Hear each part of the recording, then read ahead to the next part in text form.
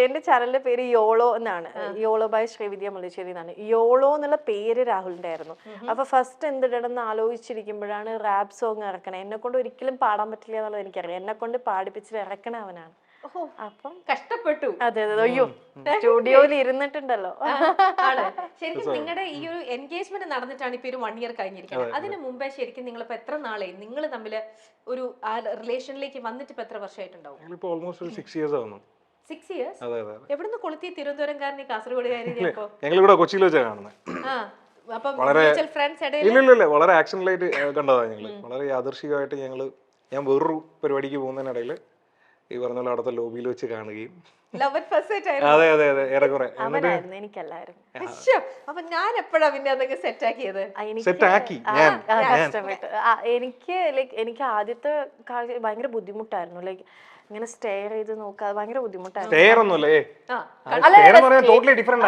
Steering അല്ലായിരുന്നു, ഇടയ്ക്കിടയ്ക്ക്.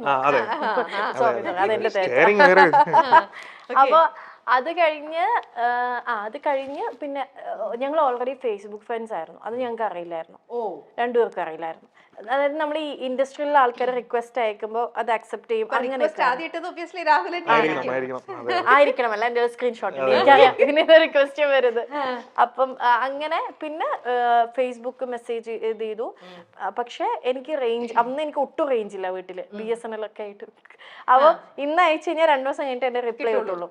പിന്നെ ഞാനിങ്ങനെ വോൺ ചെയ്തു, നമ്പർ ചോദിച്ചു. അപ്പൊ ഞാൻ പറഞ്ഞു പ്രപ്പോസ് ചെയ്യരുത്, എനിക്കത് ഇഷ്ടമല്ലാന്ന് പറഞ്ഞു. അങ്ങനെ അപ്പൊ പിന്നെ നമ്പർ തന്നു. പിന്നെ പുള്ളി എല്ലാ പടവും ഫസ്റ്റ് ഡേ ഫസ്റ്റ് ഷോ കാണുന്ന ആളാണ്. ഞാനാണെങ്കിൽ എന്റെ വീട്ടിൽ അങ്ങനെ സിനിമയ്ക്ക് കൊണ്ടുപോവേ ഇല്ല. അപ്പൊ ഈ സിനിമാ പ്രാന്ത് ഉള്ളതുകൊണ്ട് എനിക്ക് കഥകൾ പറഞ്ഞു തരുന്ന രാഹുലാണ്. അല്ല, പ്രപ്പോസ് ചെയ്യില്ലെന്ന് എനിക്ക് ഒരു കോൺഫിഡൻസ് കിട്ടിയതിന് ശേഷമാണ് നമ്പർ കൊടുത്തത്. പിന്നെ ഫ്രണ്ട്സ് ആയി. ഇഷ്ടമല്ല, ലൈക്ക് ഇതല്ല, എന്താണ്, പ്രണയം തുടങ്ങിയിട്ടില്ല. എന്നിട്ട് പിന്നെ കഥകൾ നമ്പർ പിന്നെ കൊടുത്തു ഞാൻ. എന്നിട്ട് ഞാൻ പറയുകയും നമ്പർ തരാം, പക്ഷെ ഇല്ല. എന്നിട്ട് വേറൊരു കാര്യം കൂടെ ഞാൻ പറഞ്ഞു, നമ്പർ തരാം പക്ഷെ ഇങ്ങനെ പ്രപ്പോസലൊക്കെ ആണെങ്കിൽ ഞാൻ ബ്ലോക്ക് ചെയ്യുന്നു. അതും കൂടെ ഞാൻ പറഞ്ഞു. എന്നിട്ടാണ് നമ്പർ കൊടുത്തത്.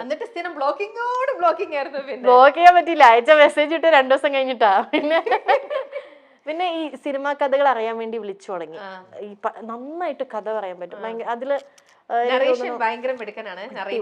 ഒരു ഇൻസിഡന്റ് തന്നെ ശരിക്കും ലൈഫില് നല്ലത് ചീത്തയായിട്ടുള്ള എത്രയൊക്കെ കഥകൾ കേട്ടിട്ടുണ്ടാവുന്നറിയോ? അവന്റെ കഥകൾ തന്നെ ഇഷ്ടം പോലെ കേട്ടു. അല്ല, ഇനിയിപ്പൊ കേൾക്കാനിരിക്കുന്നതേ ഉള്ളൂ. ലൈഫ് ഒരുമിച്ചൊക്കെ നിങ്ങളുടെ ജേണി തുടങ്ങിയിട്ടല്ലേ ഉള്ളൂ. ഇനി എന്തൊക്കെ കള്ളക്കഥകളും ഇങ്ങനെയുള്ളവരുണ്ടല്ലോ, ഇൻസ്റ്റന്റ് ആയിരിക്കും. നിങ്ങൾ എവിടെയാന്ന് ചോദിച്ചു കഴിഞ്ഞാൽ അവരുടെ ഭാഗത്തുനിന്ന് കഥ മേക്ക് ചെയ്ത് വരിക.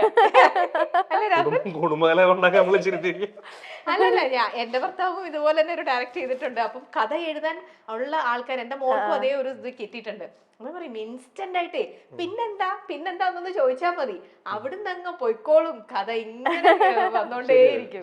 എന്നിട്ട് രാഹുലിന് എപ്പോഴാ തോന്നി ഇവിടെ? അല്ലല്ല, ഇദ്ദേഹം വിട്ടു തരുന്നില്ലല്ലോ. ഇദ്ദേഹം വിട്ടുതരാൻ അതെനിക്ക് ഉറപ്പായിരുന്നു. നമ്മളൊരു സെൽഫ് കോൺഫിഡൻസ് ഉണ്ടല്ലോ, എന്തായാലും പക്ഷെ എന്ത് പറഞ്ഞ അവസാനം അങ്ങ് ഫ്ലാറ്റ് ആക്കിയത്? ഒന്ന് പറയൂ രാഹുൽ, കേക്കട്ടെ. എന്തിനാണ് ലാസ്റ്റ് ഫ്ലാറ്റ്? നേരത്തെ അവള് പറഞ്ഞ പോലെ തന്നെ ഞാനൊരു കഥ ഉണ്ടാക്കി, അത്രേ ഉള്ളൂ. അത് എന്ത് കഥയാ? ലാസ്റ്റ് ബ്രേക്കപ്പിന്റെ കഥ. ഞാൻ വിശ്വസിച്ചു. അതിലൊരു 30-40% സത്യമായിരുന്നു. ബാക്കി 60 ഞാൻ എന്റെ കയ്യിൽ നിന്നിട്ട് ഒരു കഥ. അതല്ല, ഞാൻ വിരിച്ചൊരു പാവ മനുഷ്യൻ. അപ്പൊ അതില് പെണ്ണ് എന്നെ ഇട്ടിട്ട് പോയി എന്നുള്ള രീതിയിൽ ഞാൻ ഇങ്ങനെ ഡൗൺ ആയി. സഹായിക്കൂ, എന്നെ മാനസികമായി സഹായിക്കൂ, സപ്പോർട്ട് ചെയ്യൂ, എന്നെ സപ്പോർട്ട്. അയ്യോ, ആണോ? എങ്ങനെ വിളിക്കണേ? നന്ദൂന്ന്. ആണോ? അന്നേ വിളിച്ചിരുന്നത് ആ പേരാണോ? ആണ്. കാരണം ഇവന്റെ അമ്മ അത്യാവശ്യം എന്റെ അടുത്ത് കമ്പനി ആയിരുന്നു. അപ്പൊ ഇപ്പഴും ഞാൻ പപ്പാമ്മന്ന് വിളിക്കുക. പപ്പാമ്മ നന്ദു എന്നാണ് വിളിക്കുക. അവന്റെ ഫ്രണ്ട്സ് മൊത്തം നന്ദു എന്നാ വിളിക്കുക. ആണ്. നാട്ടിലും വീട്ടിലൊക്കെ നന്ദുവാണ്. ഞാൻ ചിന്നു ആണ്. ലൈക്ക് അപ്പൊ പിന്നെ നമ്മൾ അങ്ങനെ തന്നെ വിളിക്കാൻ തുടങ്ങി. എന്നെ ക്ലോസ് ആയിട്ടുള്ള എല്ലാരും ചിന്നു എന്നാ വിളിക്കുക. അങ്ങനെ തന്നെ ഫ്ലെക്സ് നന്ദു. അവന്റെ വട്ടം അത് ഇത്രയും നാളായിട്ട് മാറിയിട്ടില്ല എന്നുള്ളതാ. ഈ ഇടയ്ക്ക് പോലും ഞാൻ ഈ പറഞ്ഞ പോലെ എന്റെ ഒരു ബ്രദർ ഉണ്ട്, വർഷങ്ങളായിട്ടോ. അപ്പം ഈ ഇടയ്ക്ക് പോലും ഞാൻ ഈ പറഞ്ഞ പോലെ പുള്ളിയുടെ ഫോൺ എന്റെ അടുത്തിരിപ്പുണ്ടായിരുന്നു. എന്തോ കാര്യത്തിന് ഞാനിങ്ങനെ കോൾ ചെയ്യാൻ എന്തിനാ പറഞ്ഞാൽ നോക്കുമ്പോ ഇപ്പോഴും ഈ ഫ്ലെക്സ് നന്ദു എന്നാണ്. ഫ്ലെക്സ് എന്ന് പറഞ്ഞാൽ എന്താ അറിയാലോ? എന്താ നമ്മുടെ ഫ്ലെക്സ്, ഹോർഡിങ്സ് ഫ്ലെക്സ്. നിങ്ങളുടെ അടുത്ത് ഒരു കാര്യം പറഞ്ഞാൽ ഏകദേശം നാട്ടുകാരെ മുഴുവൻ അതുപോലെ അറിയിക്കുന്നത് കൊണ്ടാണ്. അല്ല ഇത് ഞാൻ ഏകദേശം ഒരു 6th 7th പഠിക്കുന്ന മുതല് ഞങ്ങളുടെ ചെമ്പകശ്ശേരി എന്ന് പറഞ്ഞൊരു സ്ഥലം. അപ്പം ആ ടൈമിൽ ഈ വിജയ് ഫാൻസ് എന്ന് പറയുന്നത് വളരെ എന്താ പറയാ ഭയങ്കരമായിട്ട് ഇങ്ങനെ കേരളത്തിലോട്ട് ഇങ്ങനെ കൂടിക്കൊണ്ട് വന്നുകൊണ്ടിരുന്ന ഒരു സമയമാണ്. വിജയ് എന്ന് പറയുന്ന ഒരു ആള് വരികയും ഞാൻ കടുത്ത വിജയ് ആരാധകനായിരുന്നു. അപ്പം ഞാനന്ന് 6th 7th എന്തോണ് എനിക്ക് എൻ്റെ ഓർമ്മ ശരിയാണെങ്കിൽ. അപ്പം ഞാനും എൻ്റെ ഒരു സുഹൃത്തും കൂടെ ചേർന്നിട്ട് ഞങ്ങളൊരു ഫാൻസ് അസോസിയേഷൻ സ്റ്റാർട്ട് ചെയ്തു. അപ്പം ജംഗ്ഷനിൽ ഏറ്റവും കൂടുതൽ ഫ്ലെക്സ് വയ്ക്കുന്നത് ഞങ്ങളാണ്. എവിടെ തിരിഞ്ഞാലും വിജയുടെ 7th 8th അത്രേ ഉള്ളൂ. ഞങ്ങൾ ഈ സ്കൂൾ ബസ്സിനൊക്കെ തരുന്ന ഫീസ് അടിച്ചു മാറ്റിയാണ് ഈ ഫ്ലെക്സ് അടിക്കുന്നതും പരിപാടിയൊക്കെ. അങ്ങനെ വീണ പേരാ ഫ്ലെക്സ് നന്ദു എന്നുള്ളത്. 2 പേരുണ്ട്, നന്ദു ഫ്ലെക്സ് നന്ദുവും നന്ദു വിജയ് ഫാൻസ്. ഇപ്പോഴും അത് അതേപോലെ തന്നെ ഉണ്ടെന്നുള്ളതാണ്. വിജയ് ഫാനാണ് എല്ലാ വിജയ് പടം. ഫ്ലെക്സ് അടിക്കാറില്ല, വിജയ് ഫാനാണ്. അല്ലാതെ തന്നെ വിജയ് ഫാനായിട്ട് പോകണം. ഓക്കെ ചിൽ. അപ്പൊ നമുക്ക് നമ്മുടെ ഈ ഒരു ഇന്നത്തെ ഈ ഒരു സുന്ദരനും നീയും സുന്ദരി ഞാനും, അല്ല സുന്ദരി ഞാനും സുന്ദരൻ നീയും. ഓക്കെ, അപ്പൊ അതില് സുന്ദരിയാണോ സുന്ദരനാണോ കൂടുതൽ സ്മാർട്ട്, അല്ലെങ്കിൽ കൂടുതൽ പരസ്പരം നന്നായിട്ട് മനസ്സിലാക്കിയിരിക്കുന്നത്? ഇപ്പൊ നിങ്ങളൊരു 6 ഇന്നേക്ക് ഇപ്പൊ ഒരു 7 വർഷമായിട്ടുണ്ടാവുമല്ലോ നിങ്ങളുടെ? 6 വർഷം കംപ്ലീറ്റിംഗ് തുടങ്ങുന്നേ ഉള്ളൂ. ഓക്കെ, അപ്പൊ എനിവേ അപ്പൊ 6 years കംപ്ലീറ്റ് ചെയ്തു. 6 yearsൽ നിങ്ങൾ പരസ്പരം എത്രത്തോളം മനസ്സിലാക്കിയിട്ടുണ്ട്, അറിഞ്ഞിട്ടുണ്ട് എന്നൊക്കെ അറിഞ്ഞിട്ടുണ്ടെന്നുള്ളത് ചെറിയൊരു ടെസ്റ്റ് ചെയ്യാൻ പോവാണ് കേട്ടോ. ചെറിയൊരു റൗണ്ട്. ഓക്കെ, ഈ റൗണ്ടില് തെറ്റിച്ചിട്ട് ആൻസർ പറഞ്ഞു കഴിഞ്ഞാൽ ചെറിയ പനിഷ്മെന്റ് ഒക്കെ ഉണ്ടാവും കേട്ടോ. ചെറുതായിട്ട് നമുക്ക് അഫോർഡ് ചെയ്യാൻ പറ്റുന്ന പനിഷ്മെന്റേ ഉള്ളൂ. പക്ഷെ കറക്റ്റ് ഉത്തരം പറഞ്ഞു കഴിഞ്ഞാൽ നിങ്ങൾക്ക് അഫോർഡ് ചെയ്യാൻ പറ്റാത്ത അത്രയും നല്ല കുറെ ഗിഫ്റ്റ് നമ്മൾ തരുന്നുണ്ടാവും. നിങ്ങൾക്ക് അഫോർഡ് ചെയ്യാൻ പറ്റാത്തൊന്നുമല്ല, ഞാൻ കുറച്ച് മസാല ഇട്ട് പറഞ്ഞതാ. ഓക്കെ, അപ്പൊ നമ്മുടെ ഫസ്റ്റ് റൗണ്ട് എന്ന് പറയുന്നത് ഞാനൊരു പിക്ചർ കാണിക്കും. ഞാനല്ല, നിങ്ങൾ ഒരാൾ അങ്ങോട്ടും ഇങ്ങോട്ടും പിക്ചർ കാണിച്ചു കൊടുക്കണം. എന്നിട്ട് ആ പിക്ചർ കണ്ടിട്ട് അത് എന്താന്ന് മറ്റേ ആളത് ആക്ടിങ്ങിലൂടെ, ചുണ്ടുകൾ അനക്കരുത്, ആക്ടിങ്ങിലൂടെ അതെന്താ സംഭവം എന്ന് പറയണം. ഓക്കെ, 1 മിനിറ്റ് സമയത്തിനുള്ളിൽ ആക്ട് ചെയ്ത് കാണിക്കണം. പനിഷ്മെന്റ് നമുക്ക് ഇവിടെ പെയിന്റിംഗ് കിടക്കാണ്. നിങ്ങളെ കൊണ്ട് പനിഷ്മെന്റ് ലക്ഷ്യം എന്താണെന്നറിയോ?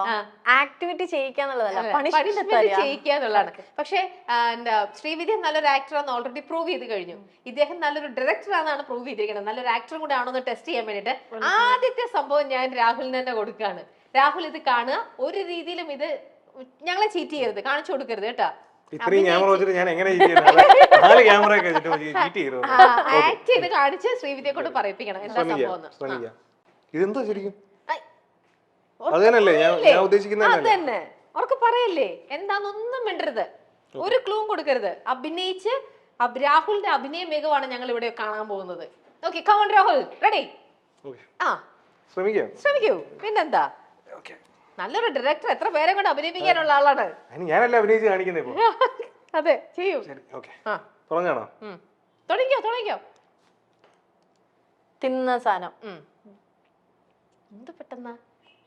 അയ്യോ, ഇങ്ങനെ ഒഴുകി നിൽക്കും. അങ്ങനെ ഒഴുകുന്ന ഒരു സാധനം. പാനീയമാണോ? പാടുന്നതാണോ? പാടുന്നത്, ഒഴുകിയ.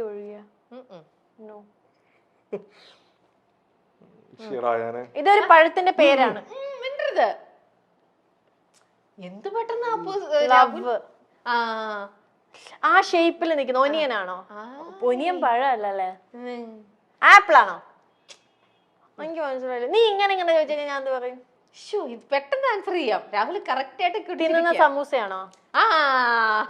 മനസ്സിലായിട്ടില്ല. തിന്നുന്ന സമൂസ. സമൂസ. ഇത് കൊറേ സമൂസ ഉണ്ട്, അതാ നീ കൊറേ കാണിച്ചത്.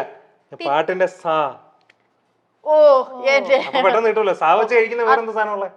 സാരി കഴിച്ചൂടെ?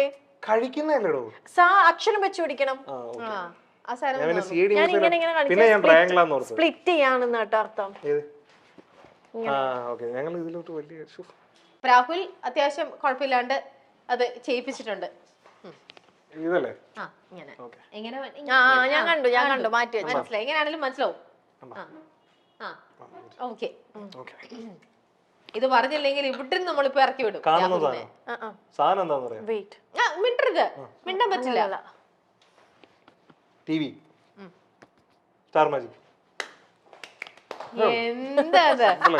എന്താ ഇങ്ങനത്തെ ചോദ്യങ്ങളൊക്കെയാണ് ഉണ്ടാക്കിക്കൊണ്ട് വരുന്നത്?